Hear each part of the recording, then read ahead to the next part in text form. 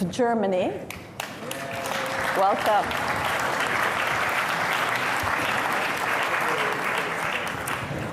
Antony Blinken, Secretary of State, the US.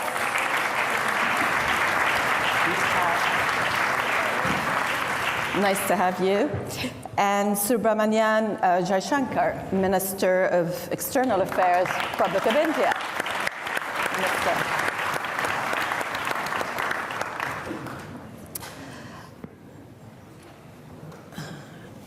I hope that based on the topic of the session that you will not all agree with each other and we can have some sparks. We have about 43 minutes and I will prepare your questions because I'll ask a few questions and then I'll turn to the audience. Minister Baerbock, I'm going to start with you. Germany's national security strategy calls for expanding global partnerships and is quite open about the multipolarity of the world today. How do you go about it at a time when there are so many divisions, and particularly when increasingly we feel the global South and the Western world are not on the same page? Well, first of all, good afternoon. Very good to have this important session with my dear colleagues. In a nutshell, it's more important than ever because we are not naive. Obviously, there are ruthless actors who don't want to grab up the title of our panel, negotiate the slice of the pie, but they want to rob the whole bakery. And having that in mind, I believe it's even more important than ever that those who are at the table negotiating about the slices of the pie stay there, first of all, resolute, respectfully, and also reflective. And this is the core also of our national security strategy, which we have drafted as the German government, making very clear in the light of this ruthless war of aggression against Ukraine that we are resolute in defending international law. It's the best protection for everybody around the world. So there is no question about negotiating whether Ukraine has right of self-defense or not. We all agreed, and not only, I don't like that word, but Western actors, we all agreed in our Charter of the United Nations, there is the right of self-defense, and we all agreed on the Universal Declaration of Human Rights. Having said that, obviously, we have to be respectful that especially within Ukraine, and I think this is the lesson we have learned, and it was very important to speak to partners like India and so many around the world, Brazil, South Africa, we have to be respectful that obviously in this moment when we said we need the whole international security, others asked some questions like, where have you been when we needed you? Or asked some question, so actually what does it mean for the future? Do you also stand with us? And this is, I would say, maybe something new in the attitude, at least from our foreign politics from Europe, to say, okay, we cannot take for granted that everybody just agrees with our European or transatlantic vision. And the third part, I think it's the most easy, but it's the strongest asset for democracies. The strength of democracy, in my point of view, is that we can be self-reflective and self-critical. So asking in a moment when others, for example, war of aggression, we're not saying automatically, okay, we support you, not saying, why don't you get it, but asking ourselves why they cannot support us. And I think this is the critical part, but the most powerful part. And at least, again, in our national security strategy, we try to do it, talking about, for example, our colonialism past. Understanding why South Africa was mentioning the whole time their ties with Russia in the apartheid regime. And being self-critical and saying, oh yeah, not all democracies have stood back in time at their time. And taking that as something where we said, yes, we might have made mistakes in the past, but we cannot change the past, we can only change the future together. I think this is the strength of multilateralism, and we see around the world the majority believes in it.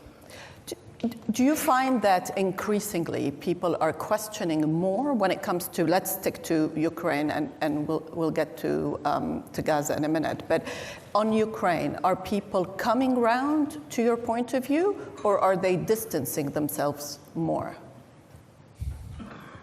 Well, to see it over the last 2 years, I mean, we've seen the 142 voting in the General Assembly, so it is a majority of states, because most of the countries in the world, like mine, we're not the biggest country in the world. We don't have the biggest military means, and this is for most of the countries. They know that the Charter of the United Nations, the rule of law, is their life insurance. So we see this big majority there. We see also the support. Many have traveled, and I think this is really important to give always the question of war of aggression a human face. It was not that we convinced some other actors in the world by saying, now you have to stand with us.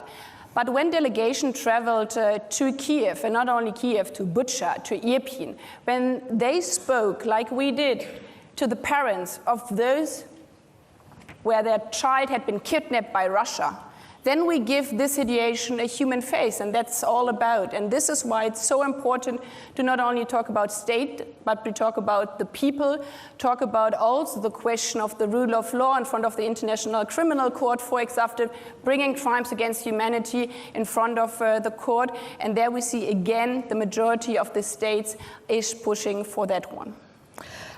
Secretary Blinken, there's a feeling that it's more than a feeling. It's what we see happening on the ground, that the US-China tensions are leading to greater fragmentation, and that you're almost competing for, alliances. Who's our ally? And we see this within the UN and various UN institutions, but we just see it all around the globe. To what extent do you feel that you are challenged in your travels around the world on the fundamental questions? Well, first, it's wonderful to be with my friends, wonderful to be back in Munich at the security conference, known among all of us as speed dating for diplomats. But we've done a couple of things, and I'll come quickly to your question. From the start of this administration, we've made an investment, a reinvestment, in our alliances, in our partnerships, and in the multilateral system. We've reinvested, we've re-engaged, we've tried to rejuvenate, we've even reimagined. And the reason for that is simple. It's because it's in our interest to do it. Not a single one of the challenges that we have to face and that are so important to the interests of the American people can we effectively deal with alone, as powerful and as resourceful as we are. And so across the board, we've seen our comparative advantage as having a strong network of voluntary alliances, voluntary partnerships, and if you're not at the table in the international system, you're going to be on the menu. So it was very important for us to re-engage multilaterally, and we've done that. When it comes to strategic competition, and there's no doubt that we have one with China, there are a few things to be said. First, we have an obligation to manage that relationship responsibly. And I think that's something that we hear from countries around the world, and it's clearly in our interest to do so. And that's exactly what President Biden is doing. And when it comes to other countries, the point is not to say to country X, Y, or Z, you have to choose. The point is to offer a good choice. And if we can do that, and I believe we can and we have and will continue, then I think the choice becomes fairly self-evident. Over the last 6 or 7 months, we have engaged in a sustainable way with China. I just met my counterpart Wang Yi here in Munich, but that follows a series of meetings, notably, most importantly, President Biden and President Xi. And I think we brought greater stability to the relationship, not moving away from or ignoring the fact that, yes, we have a competition. There are areas where we are contesting each other, but there are also areas where we can and should cooperate because it's in our interest to do that. One of the best examples of that is the agreement we reached with China on fentanyl. The single largest, the number one killer of Americans aged 18 to 49 is a synthetic opioid, fentanyl. Now we have meaningful cooperation from and with China on fentanyl. That's going to make a difference in the lives of Americans. And you think it is sustainable to have cooperation in some areas, climate being one of them, but to have a strategic competition, the strategic competition that defines geopolitics today and that will go on for a very long time, do you think that that is sustainable, that both sides sort of can find rules of engagement? This is where we compete, and this is where we cooperate? Some fundamentals haven't changed. Countries will act in their self-interest.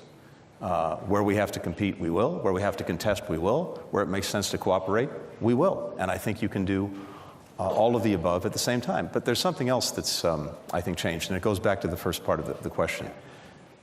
The very fact that we've re-engaged and rejuvenated, as well as reimagined some of our alliances and partnerships, along with the investments that we've made at home in the United States, the investments we've made in our infrastructure, the investments we've made in science and technology and chips, the building blocks of the 21st century economy, the investments we've made in climate technology. You put those two things together, investments at home, much greater alignment with partners and allies across the board in Europe, in the Indo-Pacific, in Asia, on how to approach a question as complicated as relations with China.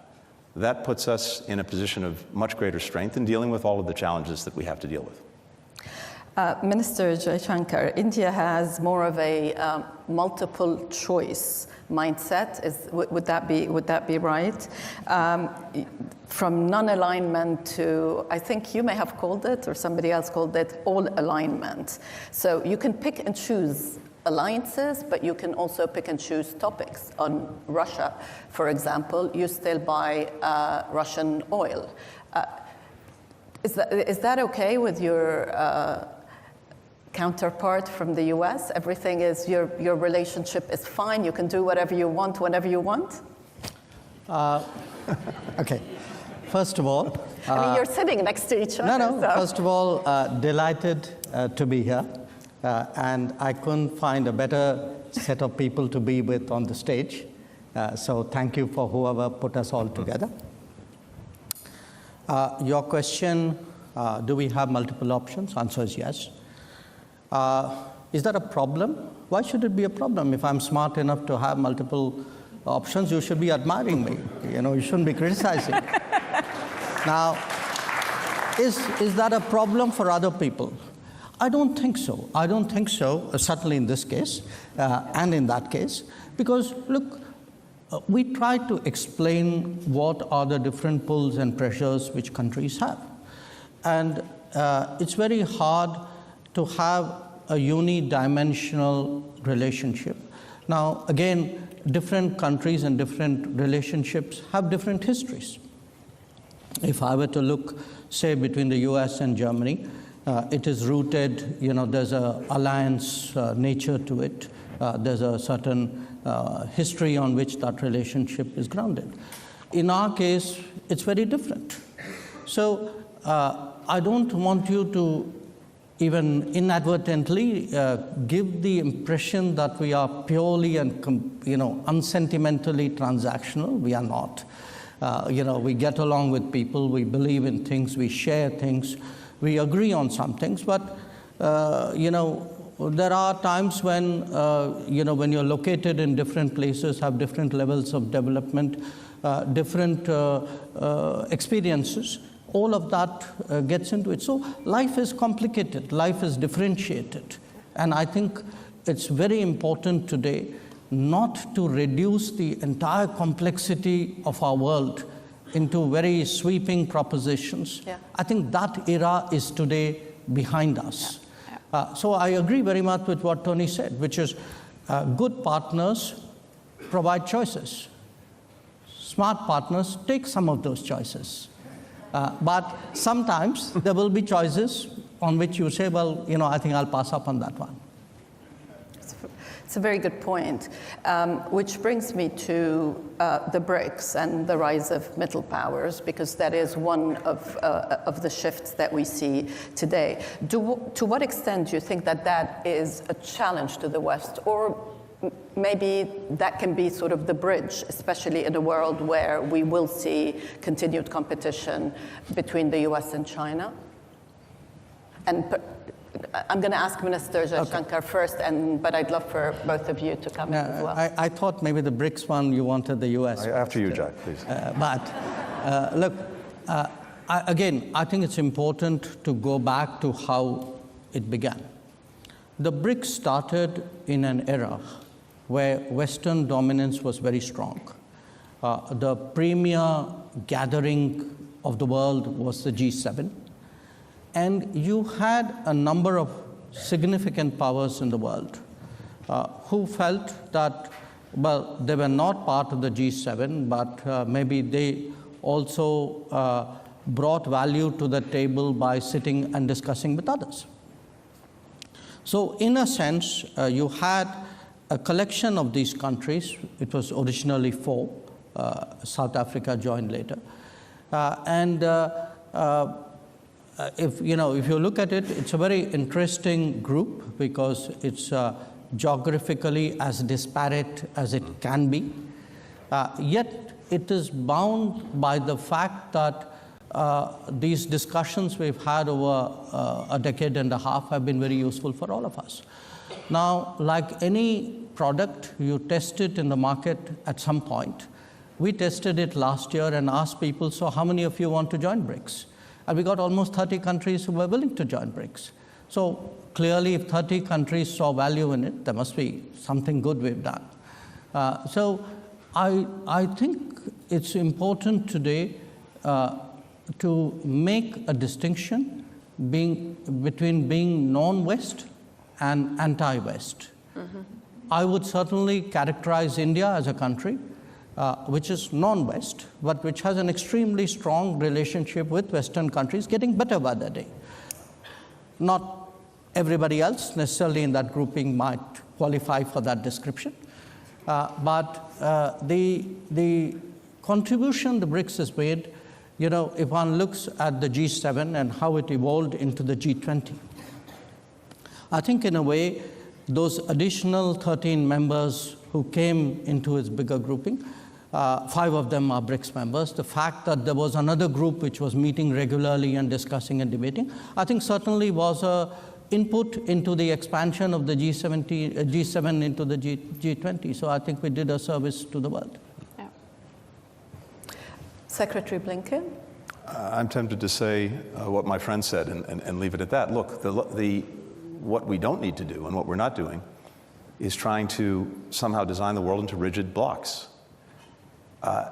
Each and every one of the issues that we have to deal with and deal with in the interest of the American people may have different collections and coalitions of countries that are focused on it, that bring certain experiences, certain capacities. And I think about it as variable geometry. We're putting together a puzzle with collections of countries and not just countries, organizations of different sizes and different shapes to deal with a given problem. As Jai said, we have, and of course the fact that the relationship between our countries, I would argue, is the strongest it's ever been. It makes no difference that India happens to be a leading member of BRICS. We're a leading member of the G7. We have the G20, and we have a multiplicity of things that we're doing together every single day in different ways of organizing ourselves. India and the United States working together in AUKUS, working together, in the Quad, working together in a variety of other fora. All of this goes to the point that the complexity and the multiplicity of the challenges we have demands that we find different ways to work together, and they shouldn't be done on an exclusive basis. Look, our default, of course, is to work in the first instance with fellow democracies. That's only normal and natural, but we are not only willing, we are actively working with any country that wants to solve a particular problem and wants to do so within the context of a rules-based order. That's the way we approach things. Speaking of a rule-based order, major powers today are criticized for sort of upholding the rule-based order and upholding values in certain areas, but not in others. And a lot of people around the world, and particularly in the global south, but I would say not only in the global south, even within our Western democracies, are confused. they look at what's happening in Gaza and at the intensity of the killing, and they ask, where are human rights? Where are these Western values? I'm sure you're having here today and yesterday a lot of similar discussions, Minister Baerbock. Yes, and they are so productive because many of them are not only speed dating, but behind closed doors, very trustfully. And I think the most important job for those who believe in a rules-based international order, be it politicians, be it journalists, be it citizens, is to not be pushed into this speed dating, into this black and white world in all our bubbles. Because easily, and this is a double standard question, yeah? If you only look, and you mentioned the situation in Gaza, if I only see the whole time on YouTube what's happening in Gaza, and I do that every second day, every day I cannot stand it because otherwise I couldn't get out of my bed anymore. Yeah, your reality is obviously the only thing what we can and have to do right now is to go in a total ceasefire to rescue these innocent children dying there every day. Yeah? So, and you're 100% right by that. But the question is to really come to this reality is to force myself, not myself, but all these persons are saying this is the moral right thing to do, to then also ask, so how do we come to that? And this is then when some might ask, so why you, German Foreign Minister, didn't call for immediate ceasefire the last months ago? Because I also looked at the other side, at the other YouTube videos, at the other bubbles, yeah, where I saw 4 days after the 7th of October, I didn't even see it, I spoke to the father whose wife and 2 little girls had been kidnapped by terrorists from Hamas. I saw the video where women have been not only raped, but murdered afterwards. And in that moment, for me, it was clear, again, that we can also not only relate to the past, saying, okay, we know how negotiations with terrorists are working, because if you saw that video and if you were ready to see these women suffering there, you understand that this is not only a military logic, because those people who are doing this, raping a woman and killing her afterwards, they don't want to exchange soldiers or political prisoners. They enjoy slaughtering women. I'm saying that because I think this is really important, bringing it down to the people, because then you understand in this kind of situation, how do we come now to a ceasefire? That the release of hostages, the release of these women is crucial, because otherwise we can never save the children in Gaza. So this comes all back to what my dear colleague Jaishankar has said. If we're not capable of stepping out of right or wrong, yes or no, black or white, we will, in this world of dilemmas, never do what our job, I would say, the 3 of us here, is to do all the best to rescue people. And this is why we have been working so intensively with those partners, Arab partners, in the last 3 months, to see how we can come together for the most important point right now, freeing the hostages, having a humanitarian pause to bring in humanitarian support into Gaza, and not stopping, even though the headlines are there every day, you cannot fix it anyhow. I think the biggest favor for those who do not care for human rights and the international order is that we are giving up, and that we are not being ready to look at these different topics from our different side. And this is why, at least for me, I would say for all the 3 of us, use our competences, use our channels we are having. And there's, again, diversity is beneficial. If we are not all the same, but if we are trying to solve this horrible war in the Middle East from our different perspectives, then we can also bring security both for the people in Israel and the people in Gaza. I have to say, I fully subscribe to everything that Annalena said. And I think as people in positions for a brief period of time of responsibility, but also, and maybe foremost, as human beings, as mothers, fathers, children, brothers and sisters, we're intensely driven to try to prevent or stop human suffering, including the suffering of men, women, and children in Gaza. The question is how to do it most effectively and how to take account of the incredible complexity that Annalena just outlined so well. But there's another element to this that we have a responsibility to do something about. The greatest poison in our common well is dehumanization. And we see that in all directions.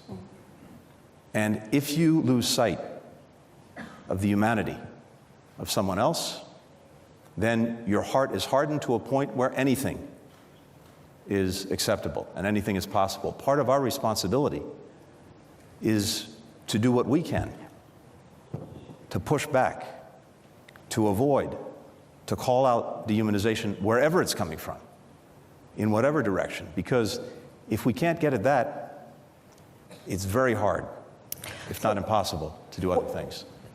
One of the criticism that I think, I'm sure you hear a lot is US policy has, of course, shifted in the last couple of months, but yet you want the fighting to stop, but there is no sign whatsoever that you're not willing to send weapons to Israel, for example. So that also confuses people.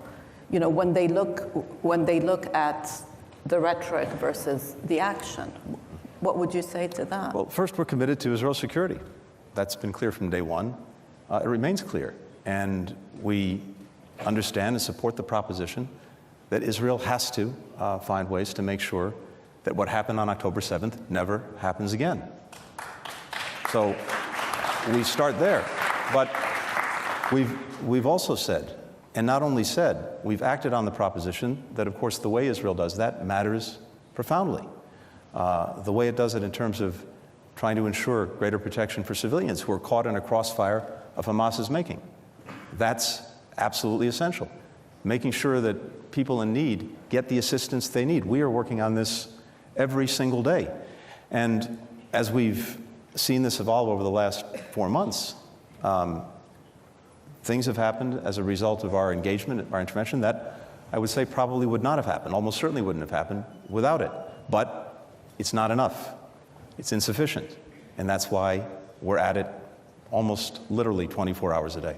May I add something on that? Yes, sure. Because for the full picture, and this is what we are discussing, and this is a good thing, in these horrible times I'm always trying to see the glimpse of hope at the horizon. The good thing is that over the last 3 months, all these discussions were helpful in a way. First, we didn't have any humanitarian support. Now we have at least a few trucks, not enough trucks, but also from the other understanding, and this is why I totally agree with the security guarantees for Israel.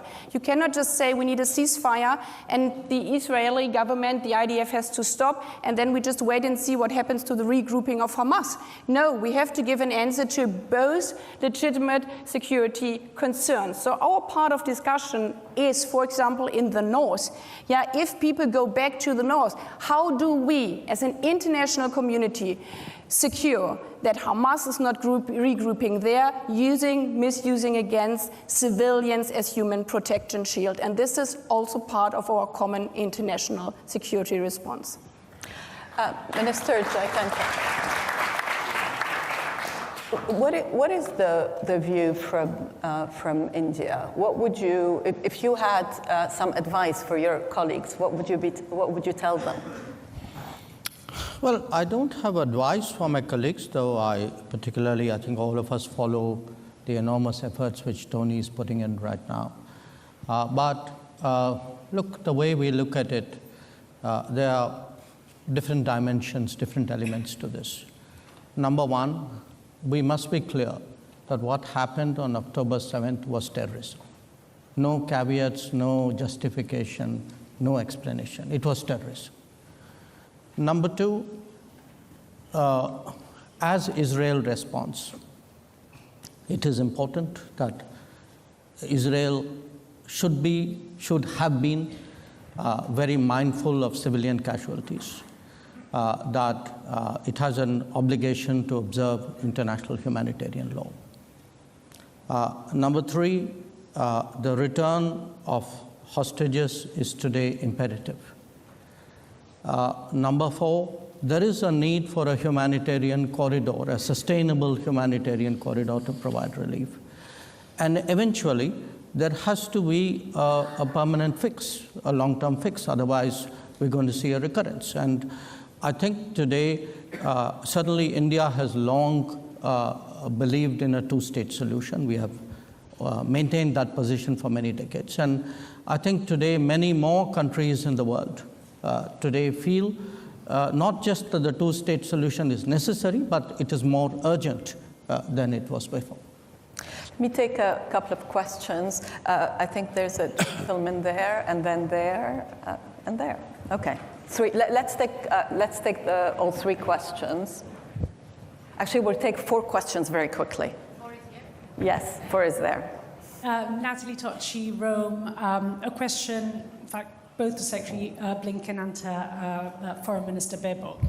I mean, the logic of the argument of being somewhat reticent on pushing for a ceasefire, as far as I understand, is basically that of saying, well, one needs to make sure that what happened on the 7th of October does not happen again.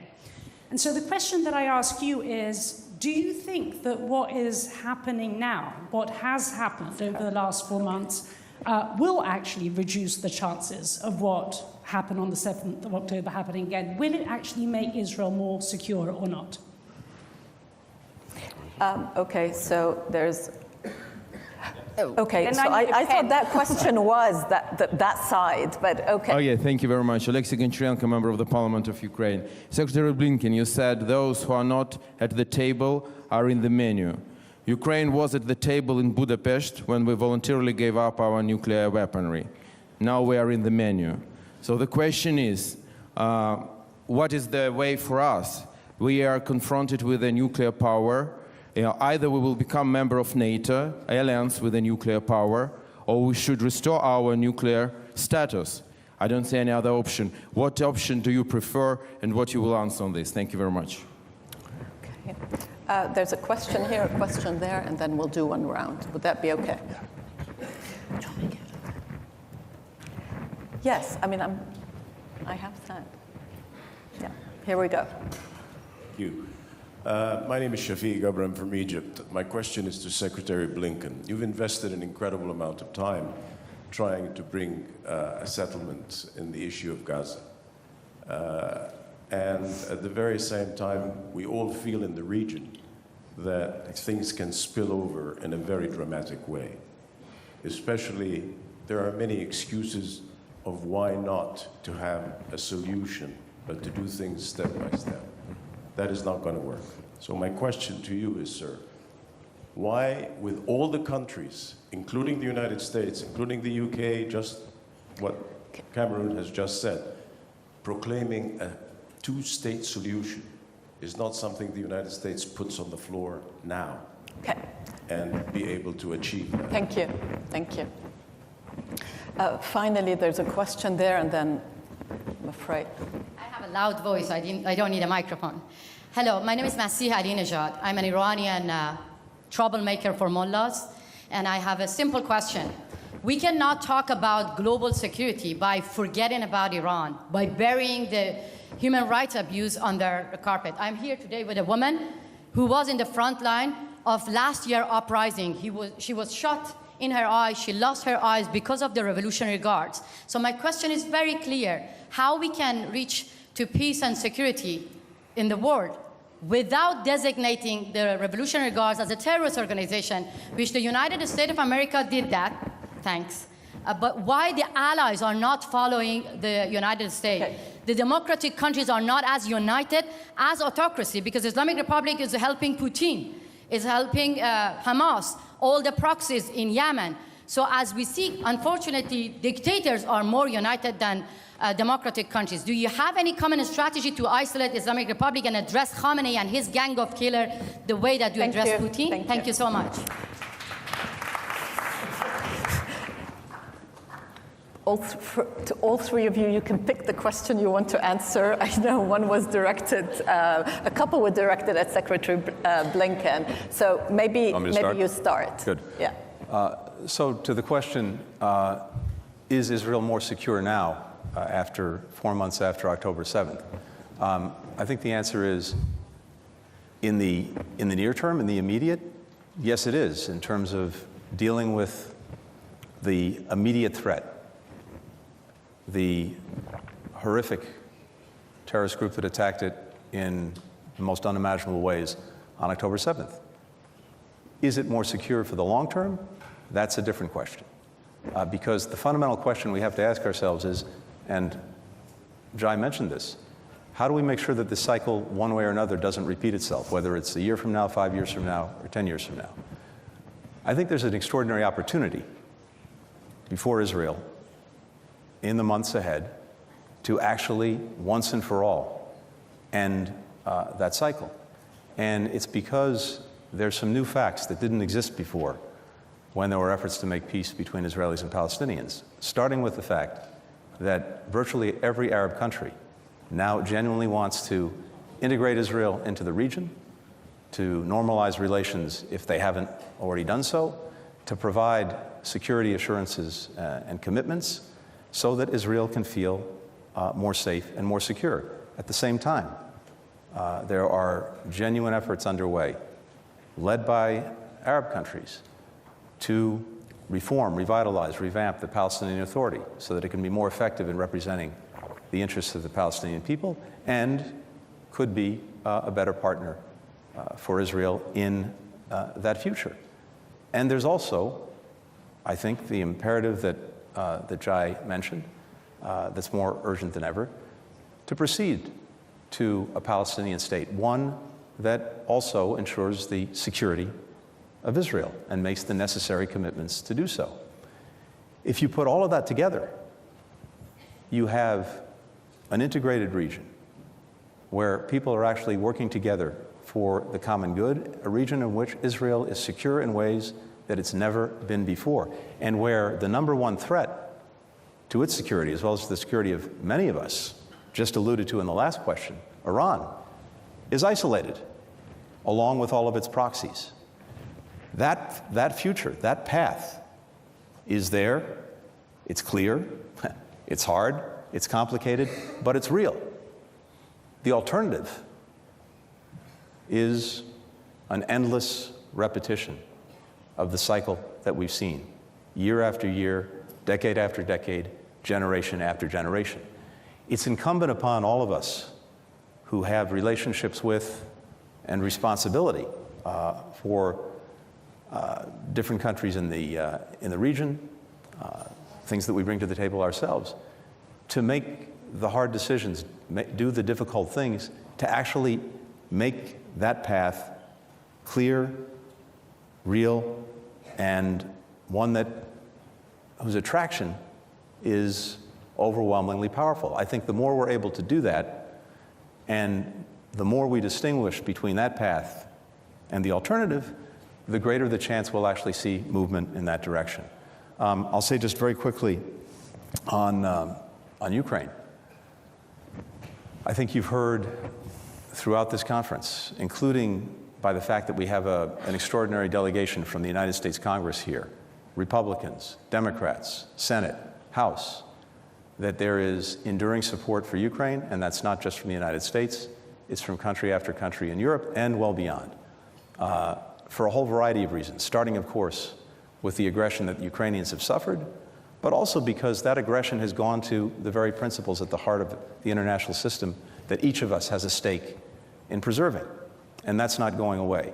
So there's a tremendous determination on the part of dozens of countries to do two things. First, to make sure that Ukraine has what it needs to deal in the immediate with the ongoing Russian aggression, but second, to put Ukraine on a path where increasingly, in the months and years to come, it's able to stand strongly on its own 2 feet, militarily, economically, and democratically. That is the strongest possible rebuke to Putin. It's the strongest possible rebuke to all those who would seek to undermine Ukraine. And I'll just conclude with this. The real lesson to be drawn from what we've seen, including, as you rightly said, Russia tearing up and then spitting on the Budapest Memorandum, among many, many other agreements, is that this aggression against Ukraine has been an absolute strategic debacle for Vladimir Putin and for Russia. Russia is weaker militarily, it's weaker economically, it's weaker diplomatically. Europe has ended its energy dependence on Russia in the space of 2 years. Ukrainians are more united than they've ever been, including against Russia, which was not the case, certainly in 2014. Not desirable, but it's a result of Russia's actions, and certainly since 2022. We have a NATO alliance, a defensive alliance, with no intent of ever attacking Russia, only there to defend its members, that is now stronger and larger.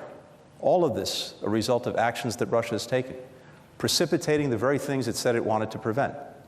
So I think as those lessons are digested, not to mention the horrific losses that Russia has suffered as a result of Vladimir Putin throwing its young men into a meat grinder of his own making, I think the more those lessons are digested, the more you're going to see that this is not repeated.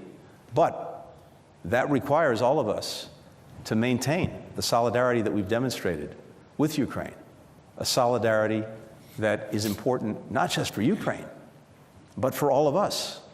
The stakes couldn't be higher. So my belief, again, listening to everyone here over the last couple of days, talking to our members of Congress who are with us, is that not only is that support there, it will be sustained, and Ukraine will succeed. Thank you, Secretary. Minister Baerbock.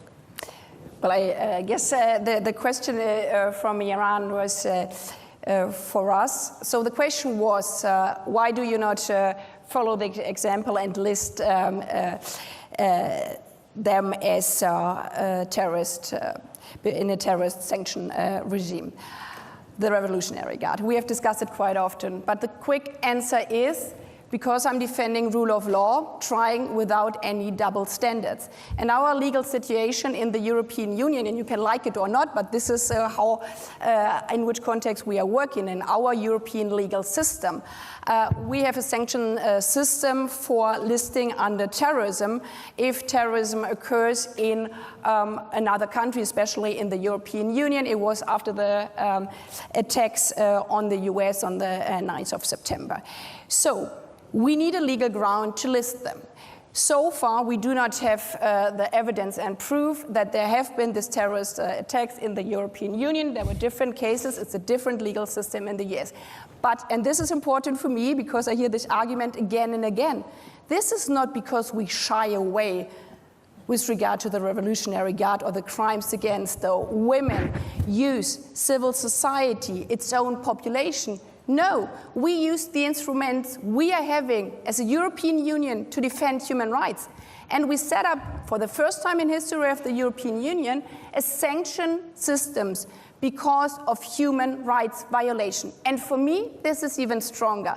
In the past, it was the same with Daesh and the crimes against Yazidi women. Yeah? They have been brought to court, not slaughtering women, not saying these are the worst sexual violence crimes you commit, but under terrorism. I think this is wrong. We have to name the crimes, and the crime is targeted directly to women, directly to human rights. We say we sanction you because of what you have done to you, shooting in your eyes, killing your friends, killing your sisters. And it's the same effects. And this, it comes all down to me. For me, politics, it's not about symbolic action. It's about what matters for the people. And under this sanction risk system, human rights sanctions from the EU, revolutionary guards, we named them, cannot enter the European Union. We have frozen their asset.